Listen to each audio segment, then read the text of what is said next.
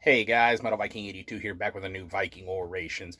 Got another review for you today, and this time around I'm going to be talking to you about the forthcoming debut self-titled album from the band Ardent Nova, due out March 17th through Wise Blood Records. And if you're not familiar with Ardent Nova, they are a like melodic death thrash band is what they're listed as, but there's definitely a lot of elements of traditional heavy metal and power metal in their sound. But they are from Gilbert, Arizona, been around since 2001, originally forming under the name Pagan Thunder, though as it states in the bio, a dream inspired the band to change its name. And within this band, you have Mike Party, who's basically this is his brainchild, and he handles guitars, bass, vocals, and keyboards. He's, of course, in Empty Throne, another amazing band on the Wise Blood roster. He was in Possessed at one point, and he's been in several other really noteworthy bands. And then joining him is Ryan Gallagher on the drums. Now, as I said, this is the band's debut full-length album.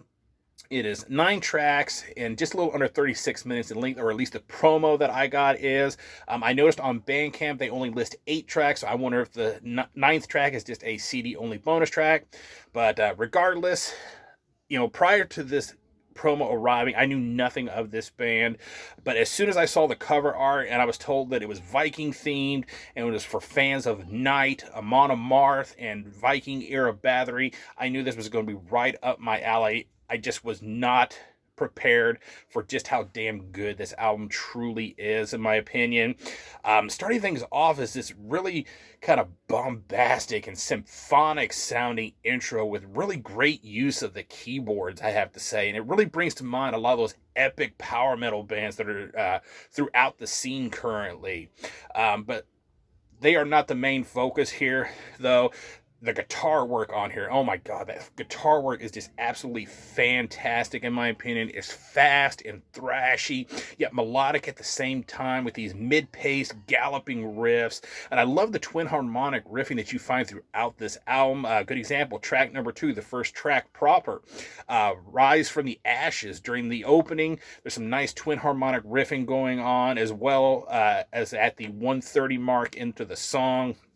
The solos on here are also really great, some of which are so fast. It just sounds like you could easily get your fingers tangled up and all twisted. If you tried it, I certainly know I would, because I can't play the guitar to save my life. And even if I could, just listening to these solos, I would be like, yeah, there ain't no way.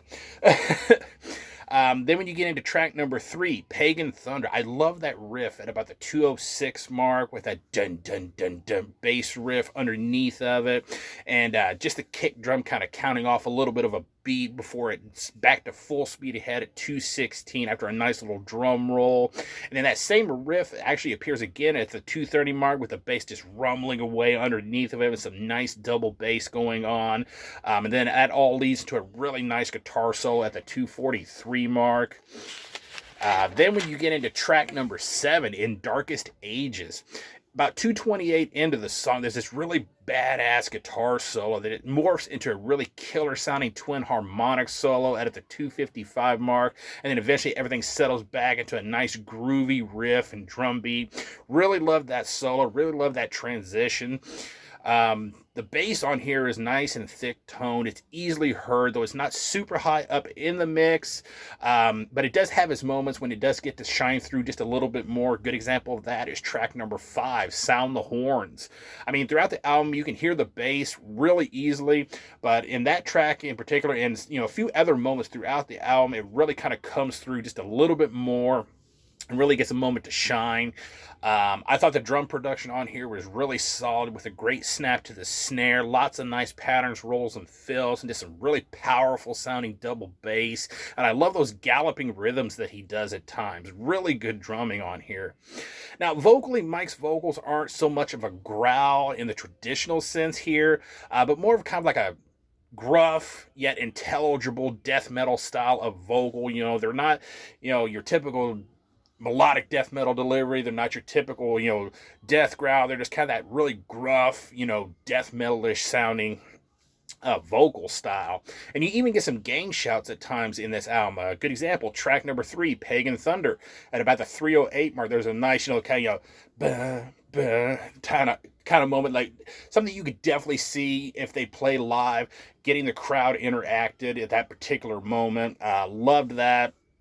One of the other things that I picked out while listening to this, going back to track number 5, Sound the Horns. About 50 seconds in, and then again at about the 2:04 mark, there's what sounds like, to me, what you would think of like Viking horns sound like. Maybe it's, they're using keyboards. I don't know offhand, but they're very subtle, but they give everything this nice epic feel with the deep notes that they're playing, and they sound especially epic at the 3:54 mark. Really well done. Overall, I think this is just an absolutely fantastic and a banger of a debut album. I guess a lot of work went into getting this out over the last 22 years since this band has been in existence and everything, but I'd say it was well worth all that hard work. Great musicianship, great execution, and it's so melodic and catchy that it just draws you back for repeated listens. I've not only listened to it so many times here at home, but now I can listen to music at work. I've got it on a playlist on my phone for different, for the promos that I got, and I always put that playlist on. It seems like, at least for the last week, I've probably put it on at least 4 or 5 times since at various points throughout the day, just so I can listen to that album when it comes on. Absolutely love this album. I love its combination of traditional heavy metal and power metal elements with elements of melodic death metal, as well as, in my opinion, it appeals to a broader spectrum of fan, as they'll definitely be able to find elements within this band's sound that they really connect with and really enjoy. Honestly, this band has basically, come out of the shadows like a Viking horde from the fog on their dragon ship, ready to rain terror upon the masses. That's the best way to put this, because honestly, like I said, I did not know anything about this band, didn't even know of their existence until this promo, and they just absolutely blew me away with this. I give this a solid 9.5 out of 10, and that rating and a 10 are some of the hardest ones to get for me, because it's really got to be an album that really connects with me and really impresses me, and this is definitely one of those albums, and I think this is an absolute must hear. I will leave a link down below so you can check out the single that's out right now and pre-order a copy, which I highly recommend you do. I honestly think this band has got something great on their hands, as does Wise Blood, and I'm really excited to get my physical copy of this, because I've already got it pre-ordered. As I said, comes out March 17th. Go check it out. That is going to do it. Thank you guys so much for watching and subscribing. And until next time, stay brutal.